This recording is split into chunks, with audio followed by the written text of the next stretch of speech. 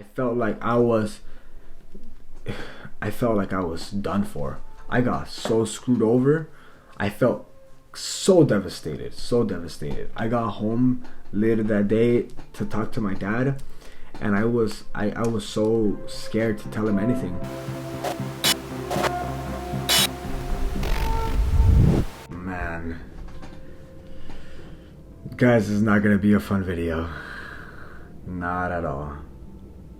Hey guys, welcome back to Scarcity Lifestyle, where we talk all things fitness and finance related topics. My name is Carlos, and yes, just like the title said, I have quite the topic to talk about today. It's not fun, but yes, I did in fact get scammed for $8,000, and it's something that I have never shared it with any other people other than the party involved. Only 4 people actually know this. 2 friends, my dad, and a banker. Other than that, nobody else knows about this story. This is actually one of the first times I'm actually even talking to anybody, and what a way to talk about it straight up on YouTube for everybody to see. It's not something that I'm very proud of, obviously. It's super embarrassing, and I'm even more embarrassed about the way it happened, but I meditated on it a little bit, and I thought that if I shared it with you guys, hopefully it can help many of you guys avoid that problem. Now, to get into the story, I gotta set some ground rules, like what happened. I was about 17 years old at the time. I had just gotten my first job, and I had just opened up my very first bank account that very same week actually, and I was super excited. However, I wasn't really making so much money. Before that, I was working, but everything I was like just getting it pure cash. So when I opened up my first bank account, I felt super happy, but the thing is I wasn't making a lot of money, and I had a huge upcoming payment that I had to make. So I started looking for other alternatives, and a friend posted a story on Instagram telling me that they wanted to see who wanted to make some extra cash. They started messaging other people, and they messaged me, and they said, hey, there was a friend that I knew. She went to my architectural class, and I was like, I trust this person. I've known her for like 3 years of high school. So I was like, okay, what's up? And then they're like, you wanna make some extra money, what it is, this and that. And I was like, okay, sure, what is it? And they're like, I'll explain to you when I see you. Meet me at this place. First red flag. All right, first red flag. But we'll talk about that later. Alright, then I show up to the place because I gave them my word that I was gonna be there, and she was there with what she calls her cousin. So this guy comes up to me, he tries to explain it to me. He tells me, so basically what's happening is that we have some unclaimed money orders. Basically meaning money orders that do have money in them, but they haven't been processed. And what we want to do is that we want to process it. And to give you some good fortune, we're going to give you $1,000 up front. And I thought, oh, okay. So they gave me $1,000. I deposited into my bank account. So I went, and they told me what you have to do. You have to walk into the bank, talk to the banker, and tell them that you want to cash this money order. And then what they're gonna do, they're gonna cash it out, and they're gonna give it to me in cash. They're just gonna exchange it, and then I walk out, give them the money, and done. Okay, not too hard, I thought. I went in, I did exactly that, which this second red flag, but keep listening. As I continued, then coming out of the bank, and they came in, they told me, all right, that was great, now we want to do it a few more times because we have many other money orders. And I thought, but I just thought I was gonna do one thing. I'm not really looking to go other places. But they're like, come on, it will be fast. And it was kind of tough for me at the time to be able to tell people no. So I was like, okay, let's go.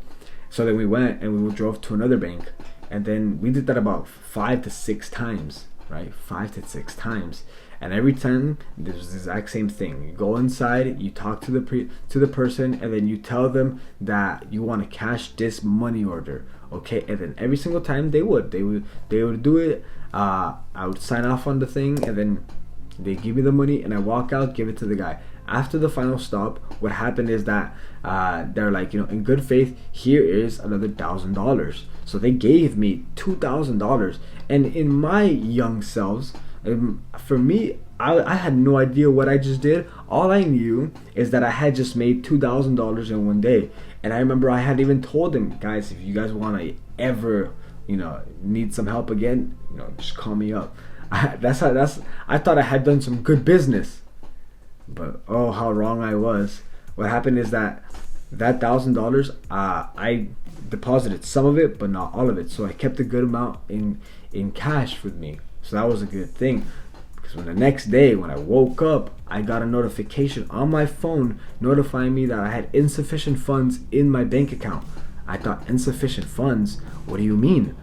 I had all this money, and I was like, I had the money, whatever payment could have been processed, I had the money. I started looking, and I see that in my bank account, I was about 8,500 and something cents in debt. I was negative 8,500 and something cents. I was completely destroyed. Like, I felt like my world was crumbling. I had no idea. I couldn't even breathe. I felt like I was gonna pass out. And this was like at 6 in the morning that I saw this. And I felt like this huge headache come over me. And I just started thinking, and I immediately messaged my friend and I told her, hey, well, I don't know what's going on, but please, whatever just happened, please just undo it. Please just help me out here. And then they didn't reply.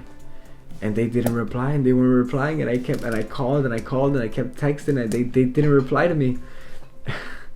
And then I called a friend of mine who's a banker, and I told them, what do I do? And they're like, go to your bank, talk to your banker, your personal banker, and see what can be done. Maybe they can reverse it.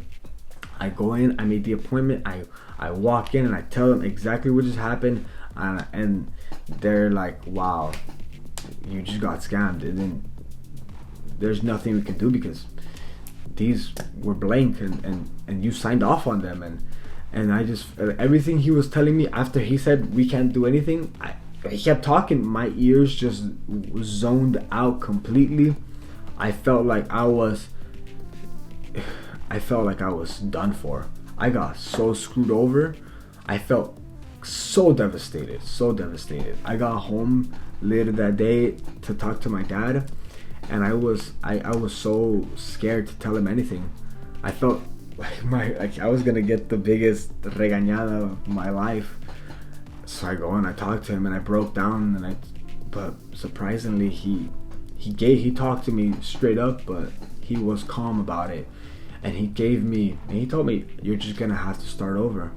And then right there he gave me some of the biggest life lessons that I could have ever received.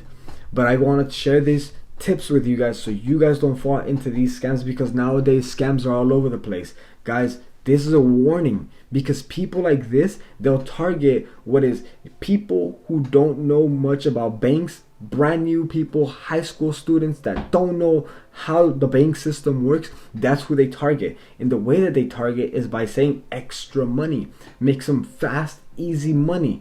That's the way that they go at you. But you have to understand that there is a way that all of this works. I'm going to give you guys 3 tips really quickly to finish off this video that you guys can implement so that you guys don't make the same mistake and fall into the hardships that I fell into. First of all, if someone tells you that they have a way for you to make some extra money, but they don't want to tell you over text and they rather tell you in person, don't believe them. Simply put, what happens is that when they text you, you can use that as evidence against them in a lawsuit or even a police report. Why? They don't want any evidence saying that they were involved in that, so they rather tell you in person. Okay? They rather tell you in person. They're not going to risk getting caught. So that's why they tell you, meet up at this place and we'll explain everything, etc., etc., etc. That's what happens. So if someone can't tell you straight up what it is over text, like if it's some sort of job, if it's helping out an electrician, it's a moving job, it's so and so. If they can't tell you, don't do it. A lot of people, they will tell you stuff like, we need packagers, we need DM me for more info, etc., etc. Don't believe that. That's not the way it works. They're gonna try to screw you over by saying stuff that are gonna be appealing to you. Easy money, fast money, hard work, etc., etc. It's all they're gonna say. Guys, don't believe that. Number 2, and it's the way checks works. the way the bank works. So whenever you're depositing a check, money order, whatever, you always have to deposit it and wait for it to be cleared before you can use any of that money. It's a good rule of thumb. Why? Because the way that the bank works is it first checks to see your account to see if you have enough funds for you to cash. So what I did and what they told me to do is you have to cash all of these. So when I get to there, I tell them to cash. So what the banker would do is immediately look into my account. If I had more in the account than that which was in the money order, then they'll gladly cash it for me. Why? Because say the check bounces and I took the money, what the bank will do is that it'll go into your account and take the money out. Are you following along? It'll take the money out of your account saying, here it is. Like it's not a problem. It's still there. You know, it's just like, it's as if they just took money out of their own account. So there's no problem. But as you guys heard in my story, I took it all out. That's why they gave me the $1,000 at the beginning, to make me think that it was a good effort, a good showing, you know, something to win my trust. But in fact, it was to allow me to be able to cash out the checks. Are you seeing along?